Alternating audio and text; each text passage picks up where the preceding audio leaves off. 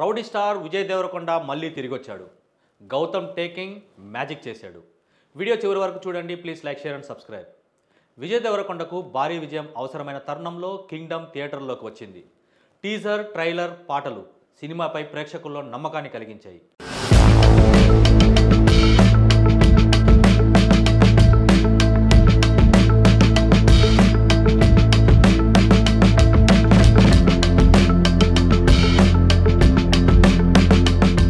Jersey frame Gautam Tinnanuri దర్శకుడు కావడంతో సినిమాపై అంచనాలు పెరిగాయి. స్పై యాక్షన్ థ్రిల్లర్గా తెరకెక్కిన ఈ సినిమా ఎలా ఉంది? విజయ్ దేవరకొండకు విజయం వస్తుందా? రివ్యూలో తెలుసుకోండి. ఇక కథ విషయానికి వస్తే, సూరి విజయ్ దేవరకొండ సాధారణ కానిస్టేబుల్. చిన్నప్పుడు ప్రతిరోజు తాగి ఇంటికి వచ్చే అమ్మ రోహిణిని కొట్టే నాన్నను చూసి భయపడేవాడు. ఒకరోజు నాన్నను చంపేసి ఇంటి నుంచి సూరి అన్నయ్య శివ, సత్యదేవ్ పారిపోతాడు. 18 ఏళ్ల నుంచి అన్నయ్య కోసం సూరి వెతుకుతూ ఉంటాడు. చిన్నప్పుడు ఇంటి నుంచి పారిపోయిన శివ శ్రీలంక వెళుతాడు. మన దేశం నుంచి కొన్నేళ్ల క్రితం అక్కడికి వెళ్ళి స్థిరపడిన తెగతో కలుస్తాడు. వారిలో అమ్మాయిని పెళ్లి చేసుకుని సెటిల్ అవుతాడు. అన్నయ్యను వెతుకుతూ శ్రీలంక వెళ్ళిన సూరి ఏం చేశాడు? శ్రీలంకలో శివ స్మగ్లర్ కావడానికి కారణం ఏమిటి? మురుగన్ నుంచి శివను, అలాగే అక్కడి జాతికి పొంచి ఉన్న ముప్పు ఏమిటి? సూరి వెళ్లడం వల్ల వారంతా ఎటువంటి ముప్పు ఎదుర్కొన్నారు? పోలీస్ అధికారి సూరికి అప్పగించిన మిషన్ ఏమిటి? చివరకు ఏమైంది అనేదే స్పై యాక్షన్ థ్రిల్లర్ చూసి తెలుసుకోవాలి.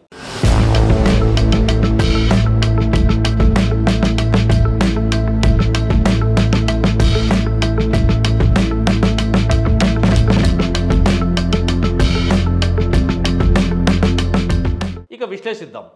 కింగ్డమ్ విడుదలకు ముందు నుంచి అది కేజీఎఫ్ తరహా సినిమా అని ప్రచారం జరిగింది.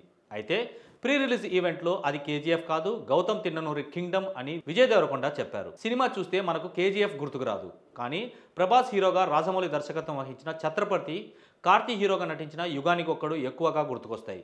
ఆ తర్వాత చివరిలో కేజీఎఫ్ సలార్ ఛాయలు కనబడతాయి. కింగ్డమ్ ప్రారంభం నుంచి ఇంతకు ముందు సినిమాల్లో చూసిన సన్నివేశాలు కళ్ళ ముందు మొదలుతాయి. ఆయా సన్నివేశాలు కథలకు brother sentiment, spy concept add చేశారు.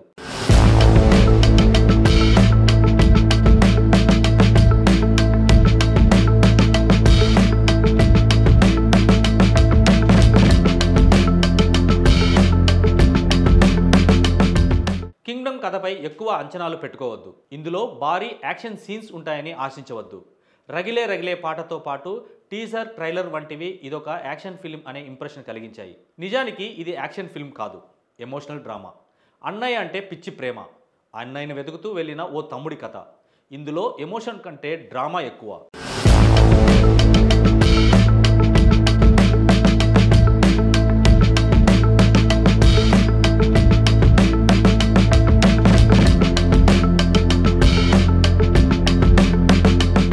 మళ్ళీ రావా, జెర్సీ సినిమాలతో భావోద్వేగభరిత సన్నివేశాలను బాగా తీస్తానని గౌతమ్ తిన్ననూరి పేరు తెచ్చుకున్నాడు. కింగ్డమ్లోనూ ఆయన సెంటిమెంట్, బాండింగ్ సీన్స్ బాగా చేశారు. విజయ్ దేవరకొండను రోహిణి కొట్టే సీన్ కానీ, సత్యదేవ్ విజయ్ దేవరకొండ మధ్య సీన్స్ కానీ బాగా డీల్ చేశారు. అయితే అంత ఎఫెక్టివ్గా ఎమోషనల్ సీన్స్ లేవు. ప్రేక్షకులకు ఇంపాక్ట్ చూపించడంలో ఫెయిల్ అయ్యారు. అసలు కథ ముందుకు వెళ్లే కొలది ఏం జరుగుతుందో అర్థం అవుతూ ఉంటుంది. నరేషన్ అంతా ఫ్లాట్గా ఉంటుంది. ఒక్క ట్విస్ట్ కూడా ఎగ్జైట్ చేయదు. కథకుడిగా, దర్శకుడిగా గౌతమ్ తిన్ననూరి మార్క్ అసలు ఎక్కడా కనిపించలేదు. కథ విషయంలో గౌతమ్ తిన్ననూరి డిసప్పాయింట్ చేసినా, టేకింగ్ పరంగా 100% సర్ప్రైజ్ చేశారు.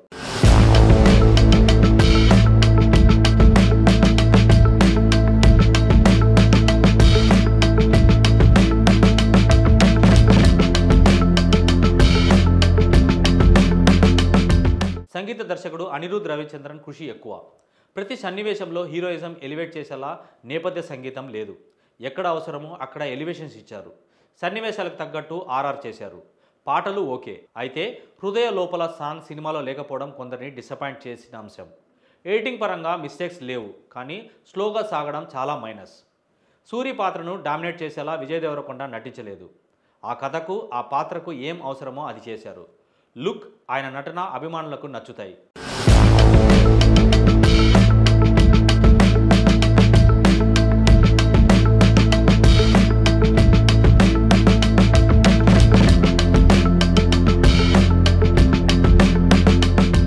శివ పాత్రలో సత్యదేవ్ ఇంప్రెసివ్ పర్ఫార్మెన్స్ ఇచ్చారు. అయితే ఆయన్ను సరిగా వాడుకోలేదు. భాగ్యశ్రీ బోర్సే స్క్రీన్ టైం చాలా తక్కువ. ఆవిడ ఉన్నంతలో బాగా చేశారు.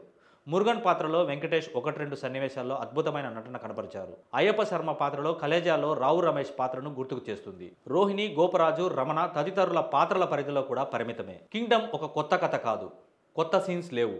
స్టార్టింగ్ టు ఎండింగ్ కథలో కీలకమైన ప్రతి మలుపు దగ్గరలో ఏదో ఒక సినిమా గుర్తుకొస్తుంది.